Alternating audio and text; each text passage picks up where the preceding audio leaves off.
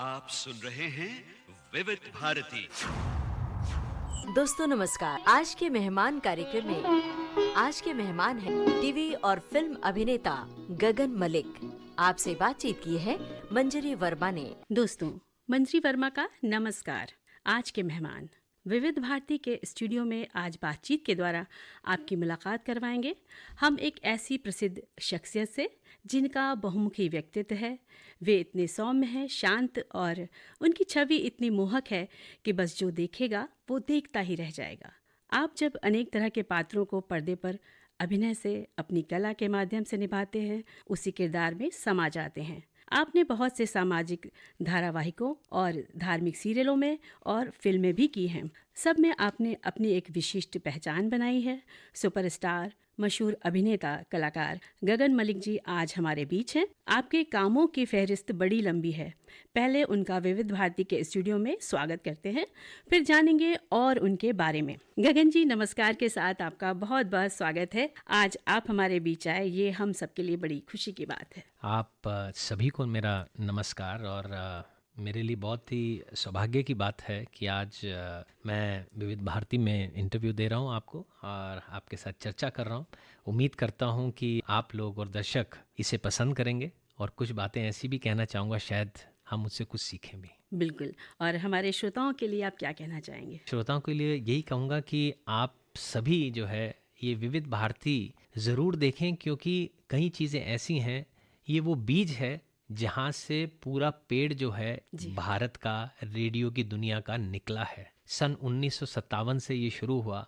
हम भी बचपन में ये सुना करते थे, ये विविध भारती है, चीज़ें बहुत ही अच्छे से इसमें बताई गई हैं और आज रेडियो किस स्तर पर पहुंच चुका है हम जानते हैं। लेकिन अपनी जो जड़ें हैं उन्हें हमें कभी नहीं भूलना, इसलिए विविध भारती को ज़रूर सुनते रहिए। बिल्कुल। गगन जी, पर्दे पर आपको जी टीवी के रामायण सीरियल में भगवान मर्यादा पुरुषोत्तम राम के किरदार में सभी ने देखा, और मुझे तो ऐसा लग रहा है कि आज प्रभु श्री राम हमारे यहाँ पधारे हैं। हमारे श्रोता मित्रों के सामने आपकी सुंदर छवि उभर आई होगी, इसलिए हमने ऐसी बात कही है। अगर आप कैसा महसूस करते हैं इस बारे में जब आपके लिए कोई कहता है कि अरे ये तो राम आ गए, ऐसा करके? भारत एक बड़ा ही अद्भुत देश है। जितने भी हिंदू लोग हैं वो बड़े ही भावुक हैं। जब राम की बात आती है तो वो सब कुछ भूल जाते हैं। पहली रामायण वाल्मीकि जी ने लिखी, उसके बाद रामायण लिखी गई तुलसीदास जी द्वारा। तो उन्होंने जिस खूबसूरती के साथ श्री राम का किरदार लोगों को बताया, दिखाया, सुनाया,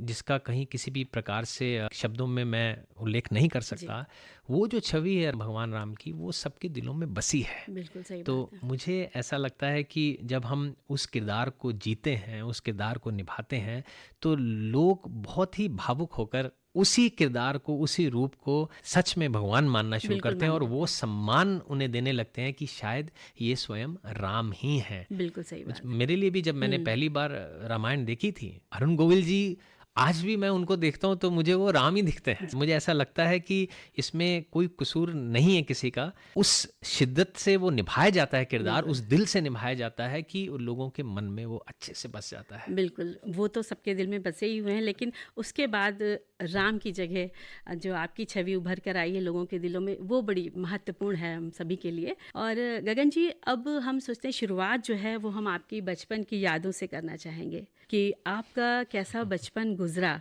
और कहाँ पर आपकी पैदाइश हुई, और इसके साथ साथ आपके परिवार में कौन कौन है और वो किस फील्ड से हैं? देखिए, मैं दिल्ली में पला बड़ा। पढ़ाई मैंने दिल्ली में, हमारा एक स्कूल है हंसराज मॉडल स्कूल, पंजाबी बाग में है, डीवी के अंडर आता है वो। वहाँ से मैंने अपनी पढ़ाई पूरी की और कॉलेज में पीजीडीए भी, वो भी दिल्ली में ही है। बचपन की बात करें, एक शुरू से ही एक शौक था खेलने का जी। पढ़ाई में ज़्यादा दिमाग नहीं लगता था, लेकिन खेलने में मैं बहुत होशियार था। और यही कारण है कि मैं क्रिकेट प्लेयर बनने की एक चाहत थी मुझ में, और मैं सबसे पहले दिल्ली की अंडर 16 टीम से खेला। अच्छा। दिल्ली की अंडर 19 टीम से खेला, स्कूल्स की इंडिया अंडर 19 टीम के लिए भी खेला, और फिर वनडे जो रणजी ट्रॉफी का स्क्वाड था उसमें एक मैच, मुझे मौका उसमें भी मिला एक वनडे खेलने का। एक अच्छे स्तर पर 12 साल मैंने क्रिकेट को दिए और चाहता था कि प्लेयर बनना, लेकिन मुझे लगता है कि मेरी किस्मत में एक्टर बनना लिखा था, तो शायद वो चेंज हुआ मेरा ट्रैक। मेरे घर में हम 4 भाई हैं, सभी बिजनेसमैन हैं, एक मैं ही हूँ जो इस अलग इस दुनिया फील्ड में में। आ गया, और जी। वो सभी दिल्ली में हैं और बहुत अच्छे से, जिसे कहते हैं कि पुराना जो हमारा बिजनेस, एंसेस्ट्रल बिजनेस रहा जी, है, वो जी। ज्वेलरी का रहा है, उसी चीज़ से मैं निकला हूँ। अलग से अपनी एक पहचान बनाने की कोशिश में बॉम्बे आया और आज आपके सामने हूँ। बिल्कुल। आपके घर में माँ का कैसा मतलब था, कैसा उनका स्वभाव था, और किस तरह से वो धार्मिक पुस्तकें तो देखिए ग्रंथ तो सभी ने पढ़े हैं, तो उनकी कुछ यादों को साझा कीजिए तो मज़ा आएगा। मैंने बड़े बड़े राम के भक्त देखे हैं, जी। क्योंकि मैं हिंदू परिवार में पला बड़ा। जी। मेरी माता जी जो हैं वो राम की इतनी बड़ी भक्त हैं जिसको मैं शब्दों में दर्शा नहीं सकता। जी। उनको किसी ने कहा कि अगर आप 84 लाख बार राम लिख देंगे जी। तो आप इस जन्म और मृत्यु का जो साइकिल है जी। इससे मुक्त हो जाएंगे, आपको निर्वाण की प्राप्ति हो जाएगी, मोक्ष प्राप्त होगा। तो ये बात उन्होंने मन में ली और 7 साल में, आप मानेगा नहीं, उन्होंने 1.5 करोड़ बार राम लिखा, क्या बात है। 250 बार रामायण पढ़ी, और उन 7 सालों में उन्होंने केवल और केवल सात्विक भोजन किया। ये बहुत बड़ी बात है। ये इतनी बड़ी वो भक्त थी। जी। कनेक्शन रहा होगा कि बचपन से रामलीला दिल्ली में बहुत चलन है। हाँ, रामलीला का आप तो देखते हैं, सबने ही रामलीला बचपन में होती बहुत है, सी दशहरा देखी है। मनाया जी। जाता है, बड़ी धूमधाम से मनाया बिल्कुल। जाता है दिल्ली में। ये आज का राम नहीं बना मैं। जी। मैं जब पहली बार राम बना था, चाहे आप रामलीला में करें, तो मुझे लगता है मैं केवल 10 साल के आसपास का था। क्या बात। आज आप जो हैं वो उसके पीछे श्रेय माता जी को और पिताजी को ही चाहता है। देखिए कि 3 लोग आपके जीवन में सबसे पूजनीय जी। होने चाहिए और होते हैं, माता, पिता जी। और गुरु। बिल्कुल सही बात। तो जब हम इस बात को समझ लेते हैं अच्छे से कि ये 3 लोग जो मोस्ट इम्पॉर्टेंट लोग हैं, उनको पूजनीय समझते हैं, उनका सम्मान करते हैं, उनकी सेवा करते हैं, तो आप ये समझ लीजिए आपको जीवन का सबसे बड़ा पुण्य प्राप्त होता है। बहुत ही सुंदर बात आपने कही है, और मुझे लगता है जो हमारे सभी श्रोता भाई और बच्चे परिवार से सुन रहे होंगे, और बल्कि मुझे तो लगता है आज जब भी ये प्रोग्राम आएगा तो सभी को मिलकर फैमिली के साथ, परिवार के साथ इसको सुनना चाहिए, जिससे बहुत सारी शिक्षा बच्चों को मिलेगी आपके द्वारा। बहुत बहुत शुक्रिया, कोशिश करूँगा। और माता पिता से आप सबसे ज़्यादा किसके करीब हैं?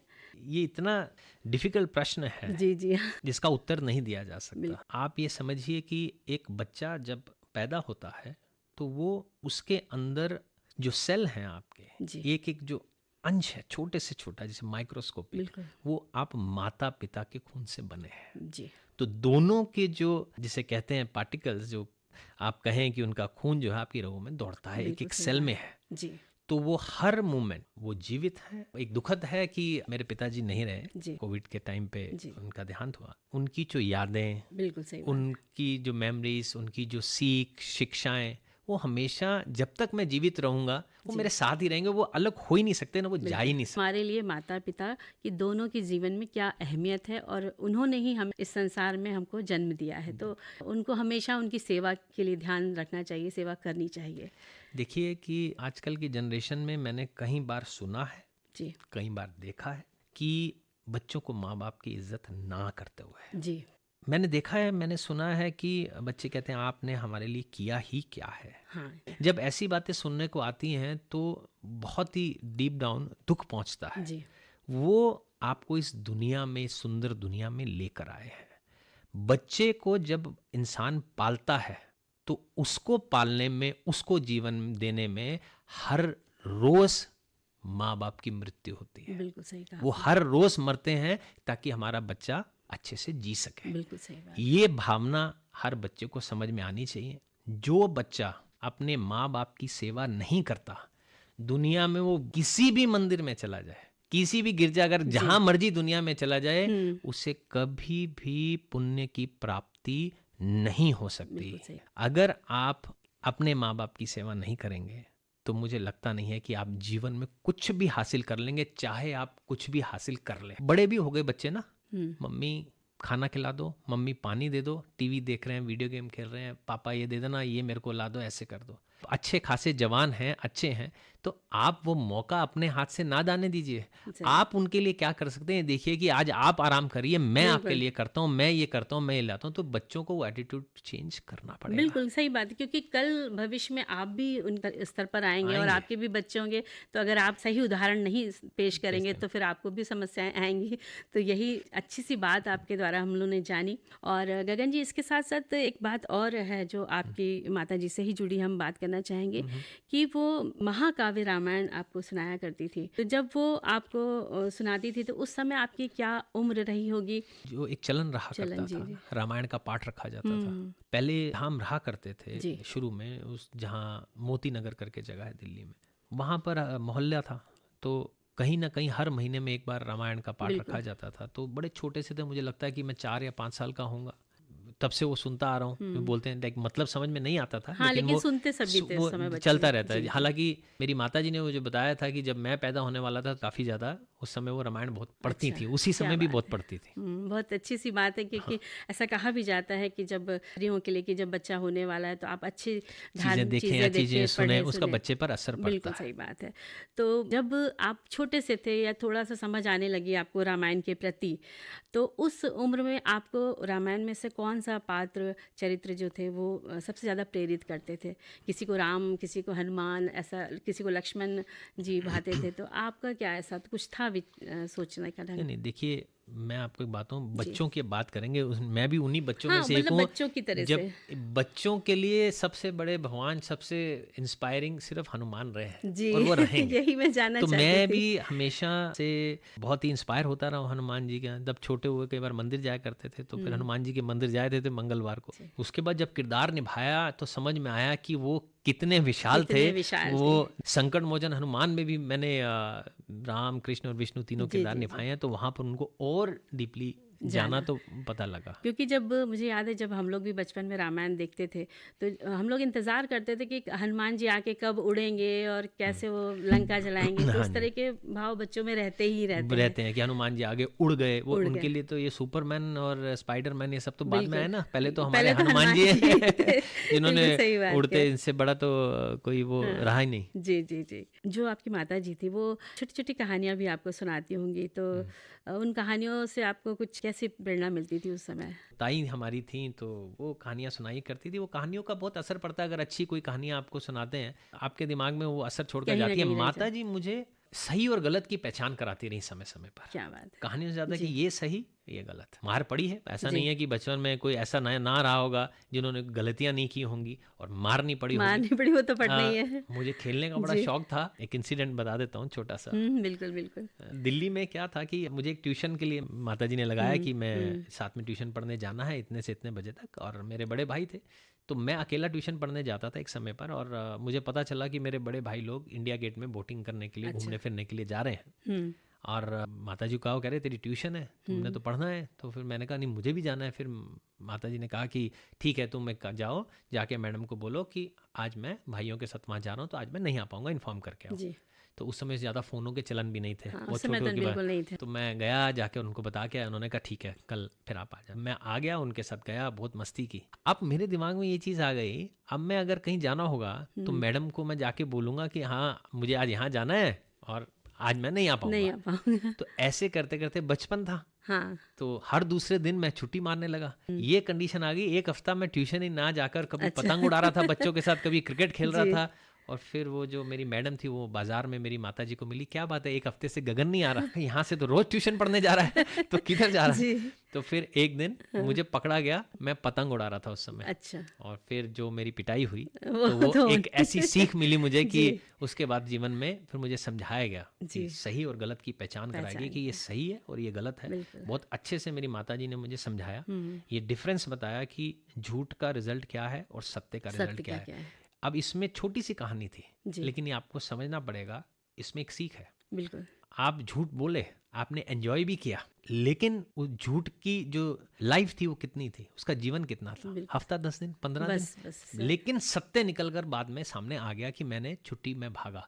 तो सत्य से आप भाग नहीं सकते, वो सामने आना ही है। तो अगर आप सत्य की राह पे होंगे तो आपको जीवन में कोई भी टच नहीं कर पाएगा। झूठ की लाइफ बहुत ही छोटी है। अच्छा, एक मेरे मन में जिज्ञासा हुई गगन जी, जैसे कि जब आप रामायण प्ले करते थे जब रामलीला में, तो उस समय का कोई डायलॉग जैसे याद है कि कैसे तैयारी करते थे, कितनी जल्दी आपको याद हो जाता था?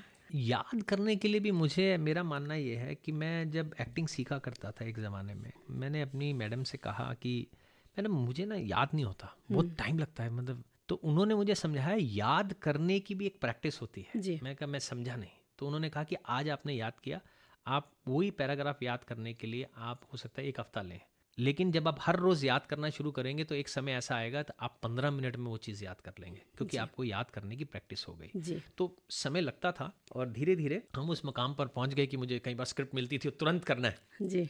तब भी मैं कर लिया करता कर था। लेते। लाइनों को अपने अंदर बसाना चाहता हूँ, फिर डिलीवर करना चाहता हूँ। सही बात है। जब तक आप सच्ची नहीं रोएंगे, पब्लिक नहीं रोएगी। वो बिल्कुल सही आपके इमोशंस को ले नहीं पाएगी।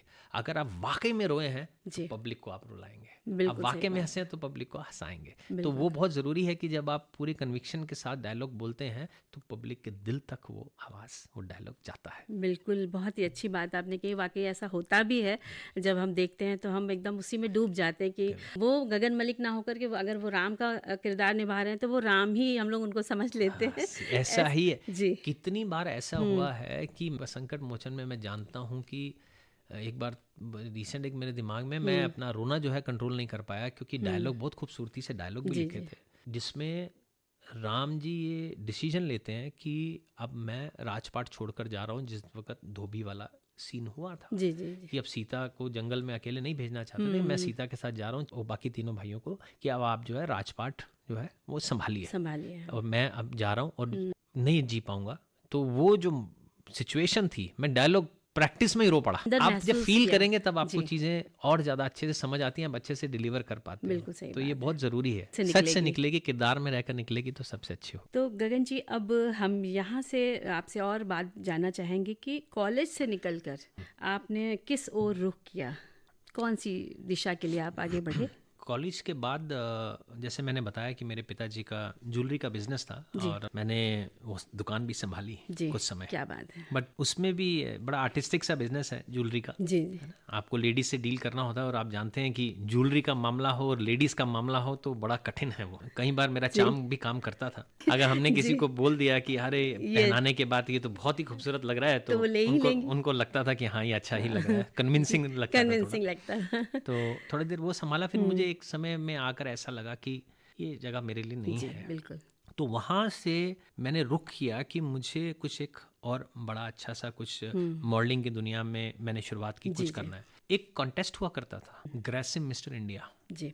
काफ़ी अच्छा पैमाने पर किया जाता था। उसमें कठिन था भाग लेना, तो उसमें मैंने फॉर्म भरा और सोचा कि मुझे जाना चाहिए और मैं फाइनल 30 में सिलेक्ट हुआ।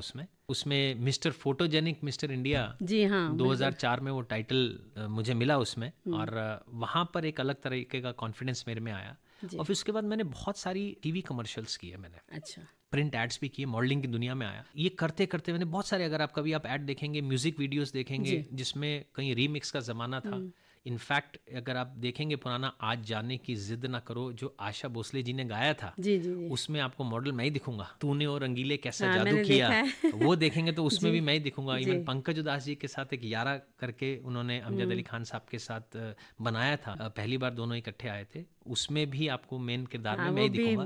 मैंने जब ये सारा कुछ किया तो धीरे धीरे एक ब्रेक्स जो है मिलने लगे। जो सबसे बड़ा ब्रेक था मॉडलिंग की दुनिया में, जिसने बहुत एकदम स्ट्रॉन्ग इफेक्ट दिया, एक फ़ोन निकाला था अनलिमिटेड एसटीडी फ़ोन, तो उसका कैंपेन था मॉडलिंग का। अच्छा। मुझे लेके जाया गया और आधे घंटे में ख़त्म हो गया। और सच कहूँ तो मुझे मालूम नहीं था इतना बड़ा कैंपेन है, मुझे बताया नहीं गया। अच्छा। मुझे कहा गया एक छोटा नॉर्मल कैंपेन है, क्या आपको बात है। फ़ोटो खींच के आधे घंटे में फ्री।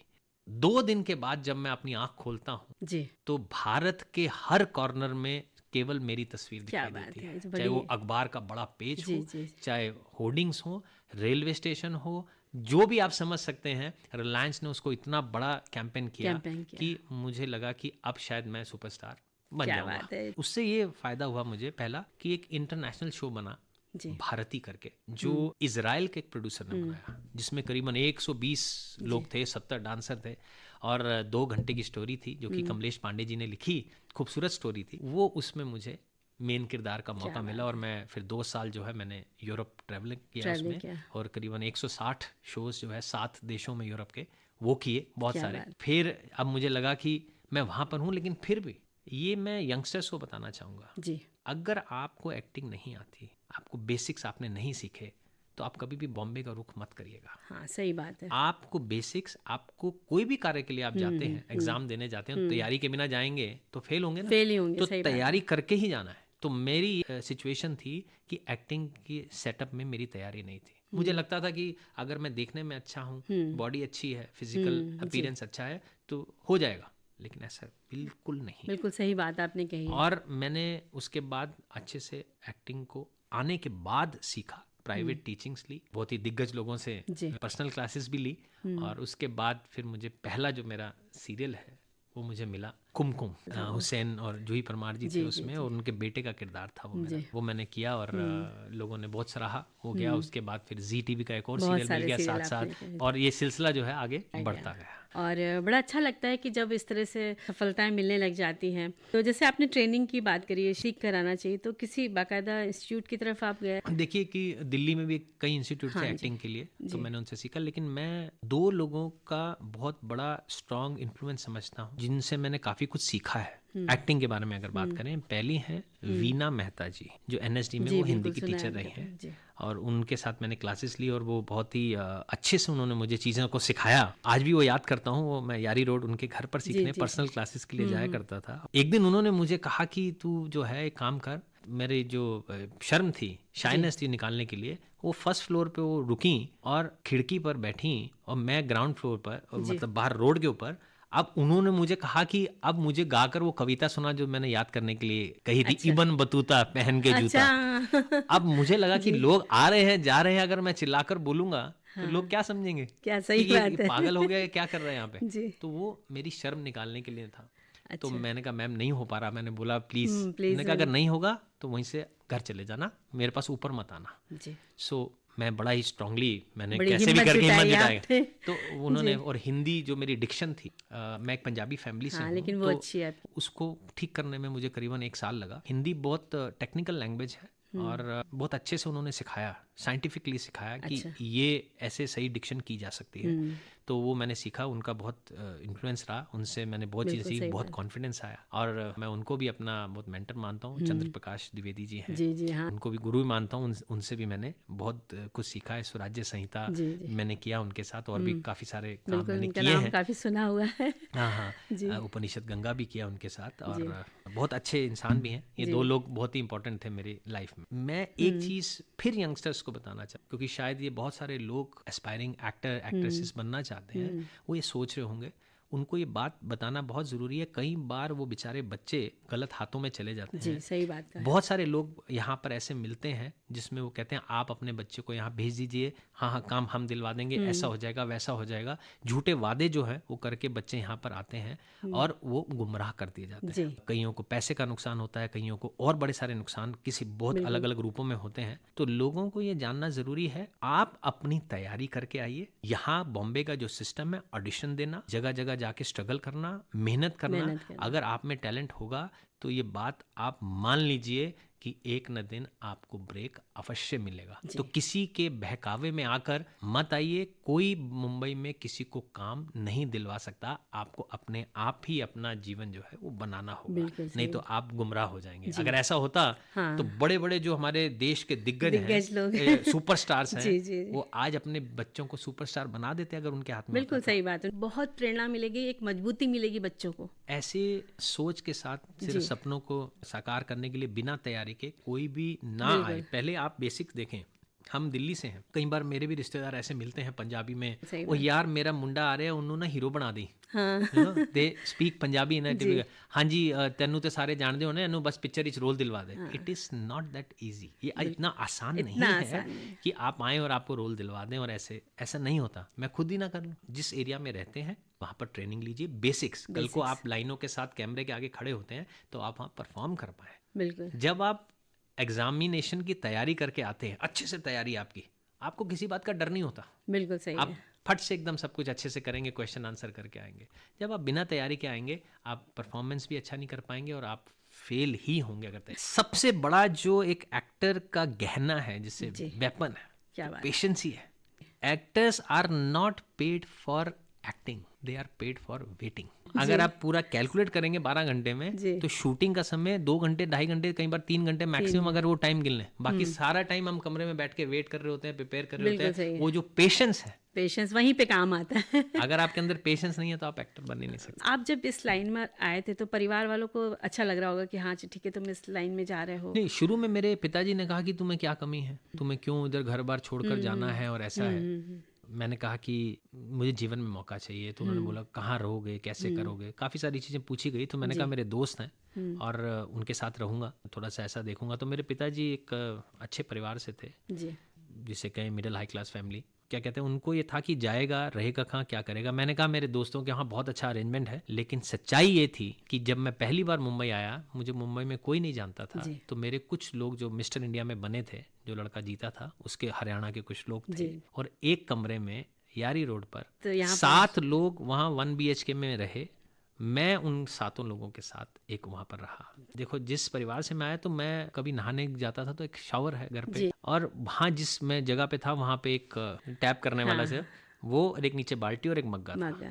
क्लीन भी नहीं था, एक ही वॉशरूम, एक ही टॉयलेट। बहुत समस्या थी। तो 7 लोग, ये स्ट्रगल मुझे करना पड़ेगा अगर मुझे, बिल्कुल। अगर तो वाकई बिना में स्ट्रगल के तो यहाँ पर कुछ ये होता है भी नहीं। नहीं है। और मैंने कहा कि नहीं, मुझे काम मिलेगा। और लेकिन मुझे लगता है कि मेरी सोच अच्छी थी, मेहनत ठीक थी, मुझे काम शुरू से ही मिलता रहा। स्ट्रगल तो पूरी है। अब यहाँ जो मैं यारी रोड की बात कर रहा हूँ, यहाँ मैं कम से कम 6-7 महीने मैं उस घर पे रहा। लेकिन 6-7 महीना रहना, जाना, ट्रैवल करना। पहले ऑडिशन अंधेरी वेस्ट में होते ही नहीं थे, जहाँ हम आज रहते हैं। सारे ऑडिशन जो है महालक्ष्मी शुरू हुआ करते, हर रोज सुबह उठे बैंड्रा या टाउन।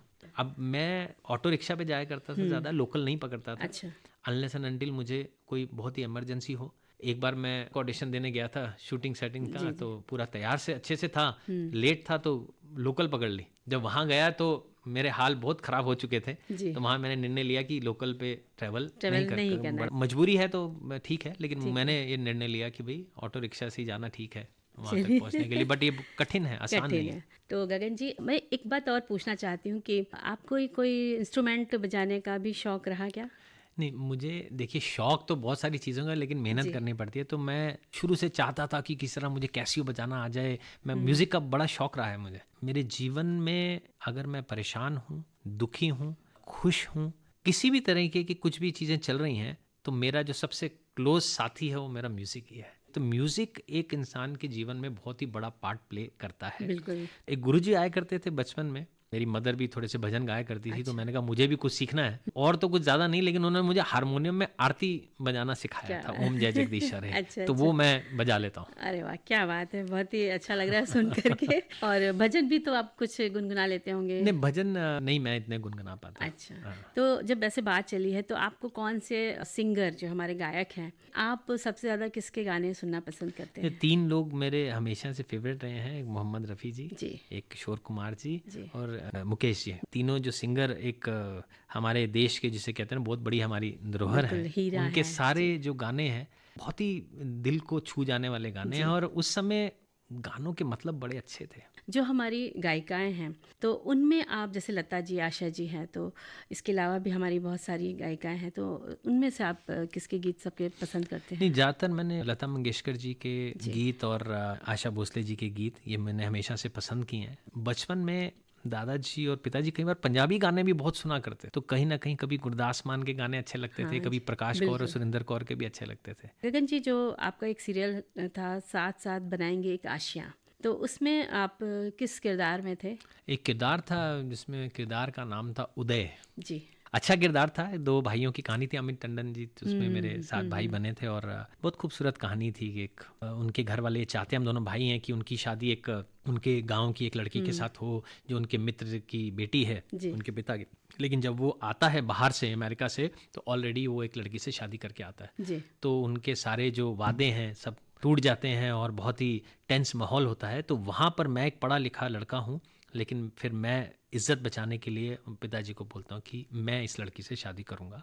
और फिर वो गांव की लड़की से शादी होती है और जो इंटरेक्शन होता है, कैसे चीज़ें चेंजेस आते हैं, तो बहुत खूबसूरत कहानी थी वो और काफ़ी अच्छा हिट रहा था। वो जी टीवी का शो था। हाँ, सारे सीरियल्स आपके बहुत अच्छे हैं, जैसे तू सूरज में, सांझ पियाजी में, बाल ब्रह्मचारी का आपने। मैंने आज तक जो भी रोल किए हैं वो बड़े ही सौम्य, हाँ शांत जी। वाले। तो ये पहला रोल ऐसा था, तो उन्होंने कहा ये बहुत ही गुस्से वाला नेगेटिव ब्रह्मचारी, मतलब तो मेरे लिए वो एक चैलेंज था, अच्छा लगा वो करके। और इसी तरह आपने उपनिषद गंगा में जो तानसेन और शायद ज्ञानेश्वर का भी किया था। मैंने इसमें आपने उसमें 8 अलग अलग किरदार निभाए थे उपनिषद गंगा में एपिसोड्स में। इसका सारा क्रेडिट मैं डॉक्टर चंद्र प्रकाश द्विवेदी जी को देता हूँ, उन्होंने मुझे इस काबिल समझा था। तो जो 8 आपने किरदार निभाए थे, तो उनको कैसे से आपने संभाला, किस तरह से संवाद अदाई की? एक्चुअली में जब आप काम करते हैं चंद्र प्रकाश द्विवेदी जी जैसे डायरेक्टर के साथ, बिल्कुल सही बात, तो बड़ा ही कम्पैटिटिव सा माहौल होता है, इन अ पॉजिटिव, क्योंकि वहाँ आपको जितने एक्टर्स वहाँ बैठे मिलेंगे, कोई एनएसडीए या कोई एफटीआई से है, कोई सारे ही एक से एक धुरंधर आपको एक्टर वहाँ पर मिलेंगे।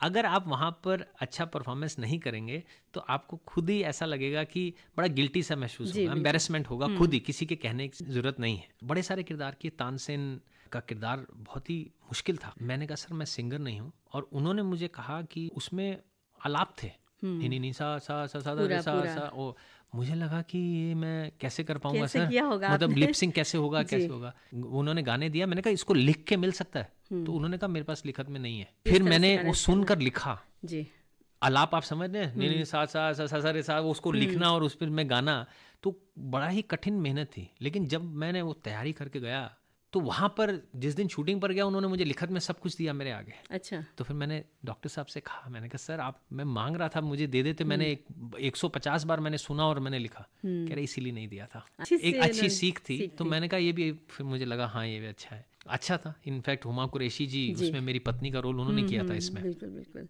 और इसी तरह आपने वो किया था 2020 में विघ्नहर्ता गणेश। हाँ जी, इसमें भी एक नई चीज थी, शंखचूड़ और सुदामा का, वो उसी के ही रीबर्थ हैं सारे। अच्छा। तो उन्होंने कहा गगन एक किरदार सुदामा जी का है, लेकिन ये पहले वो शंखचूड़ थे, कैसे सुदामा को ऊपर से श्राप मिलता है, शंखचूड़ बन के आता है, फिर ऐसे आता है, 2-3 अलग अलग किरदारों में उनको आना पड़ेगा। तो जो पहला शंखचूड़ का दिया तुलसी के पति का, वो नेगेटिव था। विष्णु के भक्त थे, लेकिन नेगेटिव पॉजिटिव टाइप था। तो एक अलग सा लुक, अलग सा रोल, मेरे लिए वो चैलेंज था। लेकिन अच्छा उसका रिजल्ट आया, सबको बहुत पसंद आया, और उससे टीआरपी भी बढ़ी थी उस समय, एक नया जोश मिला था सीरियल को। तो मैं उसके लिए उनको धन्यवाद करता हूँ, कॉन्टिलो वालों को, जिन्होंने मौका दिया, और अच्छा रहा वो भी। और जो संकट मोचन महाबली हनुमान में आपने जो 3 किरदार निभाए थे, उसके बारे में तो बिल्कुल बात करने का मेरा पूरा मन है, कि वो बताइए जरूर। मैं दिल्ली में था और कॉन्टिलो से फ़ोन आता है कि रूपाली मैडम है, प्रोड्यूसर हैं, तो उन्होंने कहा गगन को टेस्ट करें। और मैंने एक ऑडिशन दिल्ली में भेजा, उन्होंने कहा ठीक है आप आ जाइए। तो मैं गया, तो उन्होंने कहा गगन हम राम आपको देख चुके हैं, हमें राम आपको टेस्ट नहीं करना, हम कृष्ण देखना चाहते हैं, क्योंकि सीरियल के सूत्रधार कृष्ण है जो हनुमान की कहानी सुना रहे हैं जी। तो हम नहीं जानते अब कृष्ण में कैसा लगेगा। तो वो मेरे लिए एक चैलेंज था। कृष्ण का किरदार मतलब उससे बड़ा कोई किरदार मुझे लगता नहीं है, बिल्कुल नहीं, हो ही नहीं सकता, उसमें सारे रूप दिख जाते हैं। तो वो एक बड़ा चैलेंज था। कैसे आप अलग अलग जैसे भूमिका में बताते हैं, राम कैसे बोलेंगे, कृष्ण कैसे बोलेंगे? देखिए, राम अगर किरदार कोई भी अगर डायलॉग बोलते हैं तो बड़े ही सौम्य, सरलता, शांत स्वभाव से। कृष्ण जो थे वो बड़े प्लेफुल कैरेक्टर थे, कोई भी बात करेंगे उसमें एक सार्केस्टिक पन होगा ही होगा, कहीं ना कहीं बोलेंगे कुछ, उसके पीछे मोटिव कुछ और होगा। ऐसे वाला उनका किरदार बड़ा मिस्टीरियस किरदार रहता है। और विष्णु जी का जो किरदार है वो अथॉरिटी है, उन्होंने एक बात कह दी तो वहीं पे वो बात कंप्लीट होनी चाहिए। राम और परशुराम जी का एक बार रामायण में संवाद था, मैं सिर्फ आपको टोन का बताने के लिए कि टोन्स कैसी हुआ करती थी। तो उनका संवाद सबसे अच्छा रहा है हमेशा से, मतलब बड़ा इंटरेस्टिंग है कि परशुराम आगे धनुष टूट गया, अभी अब माहौल, लक्ष्मण जी जो हैं वो गुस्सा कर रहे हैं, और तो राम जी जब बोलते हैं तो बड़े ही शांत स्वभाव से बोलते हैं कि मेरा तो छोटा सा नाम है राम, आपका तो परशु सहित बहुत बड़ा नाम है स्वामी। परशुराम, कहाँ चरण और कहाँ मस्तक, ये धनुष हमने ही तोड़ा है। अगर आप चाहते हैं कि आप अपने सेवक को दंड दें तो ये रहा शीश आपके सेवक का, लीजिए अपना परसा और काट दीजिए। हम रघुवंशी कभी भी किसी ब्राह्मण पर हाथ नहीं उठाते, आप तो हमारे लिए पूजनीय हैं, हम तो आपसे वरदान चाहते हैं। अब ये आप सोचिए कि आप हमें श्राप देना चाहते हैं या वरदान। ये एक टोन है जी। जो मुझे लगता है कि जब राम बोलेंगे तो वो बड़े इस तरीके से बिल्कुल, बोलेंगे। बहुत सुंदर तरीके से हाँ। आपने इस संवाद को बोला। कृष्ण कई बार जब उस समय बोला करते थे, मुझे याद है वो पहला एपिसोड था संकट मोचन का, जहाँ तक मुझे थोड़ा सा याद है, जब गरुड़ को अभिमान हो जाता है कि उनसे फास्ट कोई नहीं उड़ कोई सकता, नहीं उड़ सकता। उनका अभिमान तोड़ने के लिए वो उनको हनुमान को लेकर आते हैं। तो उसमें वो बोलते हैं गरुड़ को, क्या हुआ गरुड़, हनुमान तुम्हारे साथ नहीं आए? हाँ, तुमने तो कुछ ऐसा एक जी। मुझे डायलॉग याद करना पड़ेगा, अगर मैं करूंगा तो एक उनकी टोन में एक बहुत ही अच्छा सार्केस्टिक पन था, भाई तुम्हारे बल के आगे तो उनकी चली नहीं होगी, एक इस बिल्कुल टाइप का सही किरदार बात था। है, एकदम डिफरेंस हो हाँ, जाता है ऐसे दोनों में। जाएंगे। ऐसे बहुत सारे ऐसे हैं, अगर विष्णु जी अगर कोई चीज़ अगर वो कहेंगे तो अथॉरिटी है। यदि इस समस्या का समाधान नहीं किया गया तो अनर्थ हो जाएगा महादेव, हमें इस संसार में जन्म लेना ही पड़ेगा। रावण का सर्वनाश करने के लिए, इस धरती को बचाने के लिए हमें राम अवतार लेना ही पड़ेगा। ये एक अथॉरिटी क्या हो बात- गई। जी बिल्कुल 2-3 कैरेक्टर्स को कई बार एक ही सीरियल में कर रहे हैं तो उनको अलग अलग रूप में बोला। दिखाना, तो आपको वो टोन का चेंज लाना ही पड़ेगा। बिल्कुल, जब आप बोल रहे थे तो मैं वही सोच रही थी कि अब एकदम अलग अलग पात्र हमें दिख रहे थे। हाँ। तो बहुत अच्छा लगा गगन जी। और अब आप आगे अभी कौन सा सीरियल कर रहे हैं? अभी एक तैयारी शुरू हो चुकी है, नया सीरियल है काशी विश्वनाथ। जी काशी की स्टोरी ज़्यादातर लोगों को मालूम नहीं है, जी तो बहुत ही अच्छे से उस सीरियल को दर्शाया गया। और कहानी हमारे गोपाल जी हैं जो कि बहुत ही अच्छे राइटर हैं, एक्टर भी रहे हैं अपने ज़माने में, हमारे परम मित्र भी हैं। उन्होंने बहुत ही बखूबी जो है एक राइटर का जो है रोल निभाया उसमें, जी। कि बहुत अच्छे से डायलॉग लिखे हैं और कहानी को बहुत ही विस्तार से बताया गया कि काशी की कहानी है क्या। अच्छा भगवान शिव के रूप को भी बहुत अच्छे से वहाँ दर्शाया गया है कि जी। उनकी सोच क्या थी, किस तरह का उनका किरदार था। बहुत अच्छा सा नई नई चीज़ें ऐसी हैं जो लोगों तक आज तक पहुँची नहीं है। यानी अभी इस बार आप शिव जी के रूप में हम सभी दर्शकों को, श्रोताओं को नजर आएंगे। देखिए, मैं ना बहुत टाइम से मुझे ऐसा लगता था, मैंने शिव के ऑडिशन बहुत दिए, जी मैं बहुत क्लोज कॉल हुआ कि कल कॉन्ट्रैक्ट साइन करके ये कर रहे हैं, कई सारे सीरियल ऐसे आए, तो लास्ट स्टेज पे मेरा नहीं हुआ। उसका कारण मुझे कभी कभी ये लगता था कि शायद मेरी जो फिजिकल अपीयरेंस है वो बड़ी लीन है, जी तो हो सकता है कि मैं उस बलिष्ठ किरदार में सूट ना हूं, तो कहीं ना कहीं मुझे ऐसा लगता था। लेकिन अब ऐसा नहीं लग रहा, क्योंकि मुझे लगता मौका आएगा कभी ना, तो आई थिंक वो सही समय नहीं था। तो इसलिए मुझे राम कृष्ण विष्णु वो साइड मिली, शिव कभी भी नहीं मिले। जी। हालांकि जब महादेव भी आया था, मोहित और मैं बड़े जी क्लोज हाँ, कॉल पे मोहित थे, मतलब हम ही शॉर्ट 2-3 लोग ही थे जो शॉर्ट लिस्ट थे उसके लिए भी, but he was the best suitable guy वहाँ उस किरदार के लिए। अच्छा यहाँ के जो हमारे प्रोड्यूसर हैं दिलीप जी, जी। है ना, कमला श्री प्रोडक्शंस है उनकी, तो उन्होंने और गोपाल जी से मेरी मुलाकात हुई, तो उन्होंने कहा गगन, हम शिव को वैसा नहीं देख रहे कि बहुत ही बड़े मसल और ऐसे, हमें वो चेहरा चाहिए, वो भोलापन भी चाहिए, वो एंगर भी चाहिए, एक अच्छा किरदार भी चाहिए, और जब हम देखें तो वो शिव लगना चाहिए। सही बात और आप यकीन मानेंगे, ये मैं सत्य बोल रहा हूँ, आप उनसे पूछेंगे, जब पहले दिन मैं शिव के रूप में आया उनके, तो डायरेक्टर, राइटर, प्रोड्यूसर और जितने भी लोग वहाँ थे, उन सब की आंखों में आंसू थे। क्या बात और ये सत्य है। मुझे ऐसा लगता है कि हर चीज़ का एक सही समय होता है। बिल्कुल सही समय के बगैर कुछ नहीं हो पाता है। ये भी सबको जानना होगा, ये भी बिल्कुल। श्रोताओं को जानना होगा कि जीवन में उतार चढ़ाव बहुत सारे आते हैं। कई बार सिचुएशंस जो हैं वो हमारे कंट्रोल में नहीं रहती, बिल्कुल तो ऐसी कंडीशन में आपको लेट इट गो, समय को थोड़ा समय देना चाहिए कि बीत जाने का, बिल्कुल फिर वो समय आएगा, धीरे धीरे चीज़ें बदलेंगी और ठीक होंगी। क्या बात पैनिक नहीं, कई बार आपकी चीज़ें कंट्रोल में नहीं है तो उसको आप लेट इट गो करना पड़ेगा। बिल्कुल, बहुत अच्छी सी आपने जानकारी दी है। और मुझे पूरी उम्मीद है कि आप इस पात्र को बहुत ही सुंदर तरीके से निभाएंगे, और अब महादेव के रूप में हमारे घरों में जो कहते हैं ना फ़ोटो लोग लगा लेते हैं, तो उस तरह से नज़र आ जाएंगे। तो गगन जी, यहाँ पर हम आपसे और भी पूछना चाहेंगे कि इसके अलावा आपकी और क्या स्पिरिचुअल जर्नी है, या कि आप किस तरह से आगे जुड़े हुए हैं कामों में? मैंने अपने जीवन में एक फिल्म की, श्री सिद्धार्थ गौतम, जी जो कि श्रीलंका में बनाई गई, और श्रीलंका की आज तक की सबसे बड़ी हिट फिल्म है वो, जहाँ मुझे बुद्ध का किरदार निभाने को मिला। जी वहाँ मेरे जीवन में एक बहुत बड़ा बदलाव आया। जब मैं वो किरदार निभा रहा था तो मैंने उनकी जीवनी के बारे में पढ़ा, जी उनकी टीचिंग्स के बारे में पढ़ा, मैं उससे बहुत ही प्रभावित हुआ। तो आजकल मैं ये चाहता हूँ कि जो बुद्ध की टीचिंग्स है, वो कोई रिलीजन नहीं है, बुद्धिज़्म जीने का एक तरीका है जिसे कोई भी अपना सकता है। वो आपको बेहतर इंसान बनाएगा, कोई फ़र्क नहीं पड़ता आप किस रिलीजन से बिलोंग करते हैं, वो कोई भी फॉलो कर सकता है। जी सफरिंग को अपने जीवन से दूर करने के लिए, निर्वाण की प्राप्ति के लिए। तो आज की तारीख में मैं बुद्धिज़्म का प्रचार प्रसार बहुत अच्छे से करने की कोशिश कर रहा हूँ। देश विदेशों में जितनी भी बुद्धिस्ट कंट्रीज हैं, मैं वहाँ जाता हूँ, बुद्धा की टीचिंग्स का प्रचार प्रसार करता हूँ। इनफैक्ट मैं खुद 4 महीने एक भिक्षु के रूप में रहा हूँ थाईलैंड में, टेम्परेरी भिक्षु बनकर, और वो जीवन जिया हूँ जो एक भिक्षु जीता है, जिसमें वो सुबह नंगे पांव भिक्षा मांगने जाना, ये चलन आज भी वहाँ पर चलता है। ये सब के साथ साथ जो बहुत ज़रूरी है, जो जीवन में आपको सही खुशी देता है, वो है ज़रूरतमंदों की मदद करना। जीवन का असली सार वही है। जो अपने लिए जिया, जिसने बहुत अमीर हो गया, बहुत पैसा कमा लिया, नाम कमा लिया, शोहरत कमा ली, वो ज़रूरी नहीं है कि महान बनेगा। जिसने शोहरत ना कमाई हो, पैसा ना कमाया हो, लेकिन लोगों की सेवा की हो, वो महान बनता है। आप भगवान जिसको भी आज की तारीख में मानते हैं या कोई बहुत ही महान मानते हैं, तो जब आप उनका पढ़ेंगे जीवन, तो आपको एक ही चीज़ मिलेगी, उन्होंने ह्यूमैनिटी की सेवा की है, इसलिए आज वो महान है। तो जो ज़रूरतमंद है, चाहे वो शिक्षा के रूप में हो, चाहे वो किसी दान के रूप में हो, तो ये सारे कार्य आज की तारीख में मैं भारत में और भारत के बाहर में कर रहा हूँ, specially in relation with Buddhism.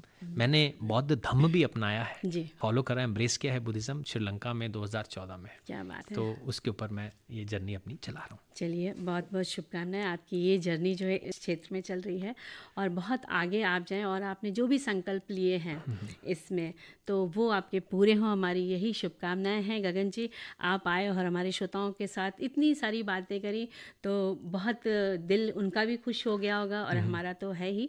तो गगन जी, आपसे बात करके बहुत सारी प्रेरणा मिली, बहुत अच्छा लगा, खुशी हुई।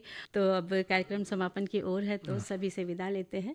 तो गगन जी, आपको और सभी सुनने वाले श्रोताओं को मंत्री वर्मा का नमस्कार। बहुत बहुत शुक्रिया आपका और पूरी विविध भारती की टीम का कि उन्होंने मुझे ये मौका दिया, और मैं उम्मीद करता हूँ मनोरंजन के साथ साथ लोग यहाँ पर कुछ इस इंटरव्यू से कुछ सीख भी लेंगे, और माँ बाप और गुरु की सेवा करना नहीं भूलेंगे, लोगों की मदद करना नहीं भूलेंगे, क्योंकि वही एक चीज़ है जो आपको सही माने में सही खुशी देती है। धन्यवाद। आज के मेहमान, इस कार्यक्रम में अभी आप सुन रहे थे टीवी और फिल्म अभिनेता गगन मलिक से मंजरी वर्मा की ये बातचीत। इस कार्यक्रम में हमारे रिकॉर्डिंग इंजीनियर किरण बंग और भावना सिंदल। इस कार्यक्रम के प्रस्तुतकर्ता जुबैर खान।